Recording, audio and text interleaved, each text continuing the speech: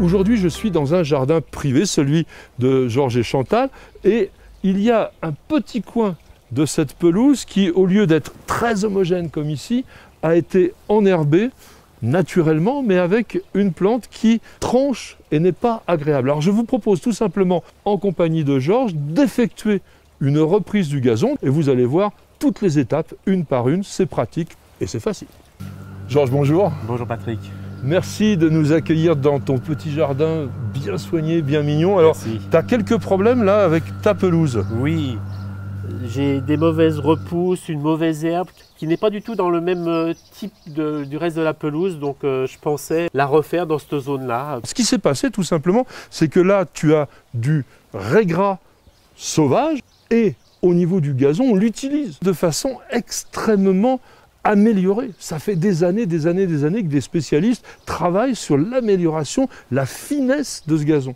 Donc on va utiliser des graines de gazon dans lesquelles il n'y a pas que du raiggras, et on va aussi avoir de la fétuque rouge qui est encore plus fine mais qui s'implante moins rapidement. Georges va utiliser un louchet pour découper notre bande d'herbe que l'on veut éliminer. On a ce qu'on appelle tout simplement un tranche-bordure. La lame en demi-cercle, comme ça s'enfonce très facilement dans le sol. Oui, une meilleure pénétration.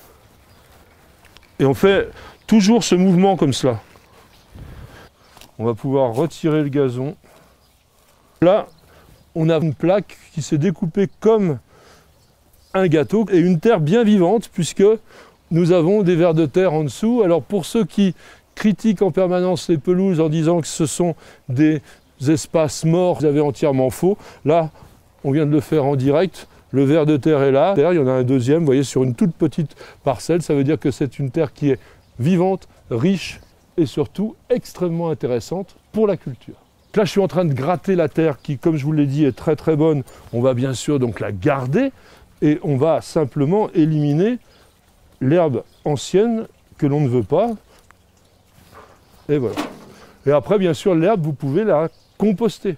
Ce travail a l'air de rien, mais il est très important parce qu'en même temps, on émiette complètement la terre et donc on fait une préparation tout à fait valable pour recevoir les graines par la suite. Vous enlevez bien les racines que vous pouvez retrouver de manière à ce que vous soyez sûr après que ce ne soit que le gazon que vous allez semer qui se retrouvera en place. Je peux, avec mon outil, améliorer l'ameublissement de manière à ce que cela soit parfait pour recevoir les graines de gazon. C'est un peu plus collant, donc on va apporter un peu de matière organique tout à l'heure avec les graines. Alors bien sûr, le passage du râteau est absolument indispensable pour obtenir une surface homogène et puis répartir un petit peu ce que l'on a extrait. Nous venons de préparer notre sol, mais évidemment, comme vous avez vu, nous l'avons aussi travaillé, allégé, émietté. Le gazon, je vous rappelle, a besoin d'une surface relativement solide, un peu dure. Ce n'est pas la possibilité de passer un rouleau, c'est trop étroit. Nous allons utiliser le dos du râteau pour faire ce que l'on appelle en langage jardinier un plombage, et c'est tout simplement tasser la terre. Il faut simplement que la surface soit légèrement solide. L'avantage, c'est que ça écrase un peu les mottes qui restaient en surface et que l'on a du coup aussi un lit de semences, comme on appelle, qui est très très régulier. Je vous rappelle que le gazon est un mélange de différentes espèces et variétés de graminées qui ont toutes des qualités bien particulières. Et là, comme nous allons faire une bordure, nous avons choisi un gazon qui est résistant au piétinement et donc il a comme composition 40% de fétuque élevée. La fétuque élevée est très intéressante parce qu'elle résiste à la sécheresse, elle résiste au piétinement, elle est très rustique et même elle s'adapte quasiment à tous les sols. Alors il y a aussi 30% de raiggras anglais, ce qui va permettre d'avoir une levée très rapide. Et puis il y a d'autres fétuques, des fétuques rouges traçantes et demi-traçantes qui, elles, apportent une certaine finesse. Alors Georges, tu prépares du terreau parce qu'on va mélanger le terreau avec la semence. Dès que tu es prêt, je commence à avoir à préparer une bonne partie. Voilà, tu peux déjà en mettre là. Alors, je vous rappelle, la dose moyenne de semis pour le gazon, c'est entre 30 et 50 grammes par mètre carré, c'est-à-dire l'équivalent de 2 poignées. On va mettre 50 grammes parce que, encore une fois, on est en bordure et comme c'est un gazon de reprise, on va essayer qu'il soit tout de suite très dense. Une chose à préciser sur le gazon, nous avons carrément acheté le top en qualité. On le voit ici avec le label rouge. Le label rouge vous garantit à la fois le mélange idéal au niveau des proportions des différentes espèces pour l'utilisation qui est préconisée, mais également la présence des meilleures variétés puisque le gazon évolue en permanence. Il y a énormément de recherches sur le gazon et les variétés peuvent changer d'une année sur l'autre. Mais l'important, c'est de savoir que le label rouge vous garantit que là, il y a tout ce qu'il y a de meilleur. Nous avons environ 1 mètre carré à ensemencer, donc 2 grosses poignées. Les graines peuvent arriver à se séparer les unes les autres simplement par la gravité. Alors ce que je vais faire, c'est que je vais mélanger tout le contenu de notre sachet et nous allons maintenant brasser ces graines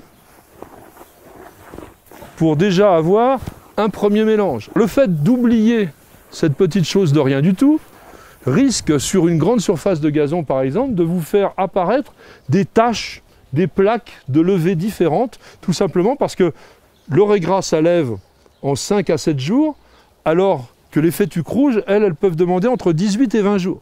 Je vais mettre 2 belles poignées que Georges va mélanger avec notre terreau. Il est beaucoup plus facile de répandre une grande quantité de façon homogène que quelques graines comme ça que vous risquez de mettre en paquet et après la germination n'est pas bonne. Lorsque nous avons commencé tout à l'heure le travail ici, on était en partie à l'ombre, la terre était humide, mais comme vous le voyez, le soleil s'est levé, le temps que l'on fasse notre petite préparation. Et donc toi, Georges, tu conseilles quelque chose de bien particulier. Oui, tout à fait. Moi, ce que j'aime bien quand je fais un semis, bon, une terre bien tassée, c'est certain, mais je la rehumidifie toujours un tout petit peu avant de semer. Bon, c'est une petite pluie légère. Georges va répandre la semence et moi, derrière, je fais un petit plombage pour bien que les graines se retrouvent au contact du sol. On va recouvrir les graines très légèrement. Si nous avions travaillé au tout début du printemps, alors que là nous sommes début juin, ce tamisage n'aurait pas été nécessaire. Mais là, la température va vraiment augmenter et il est important que très rapidement comme ça, donc on en met très peu, mais l'ensemble de la semence soit recouverte par le terreau. Et moi je vais de nouveau faire un léger plombage. Là nous avons vraiment des conditions idéales pour la germination, à condition une nouvelle fois d'arroser, c'est ce que nous allons faire. Et ensuite, je vous donnerai rendez-vous dans une dizaine de jours pour voir la levée de nos graines.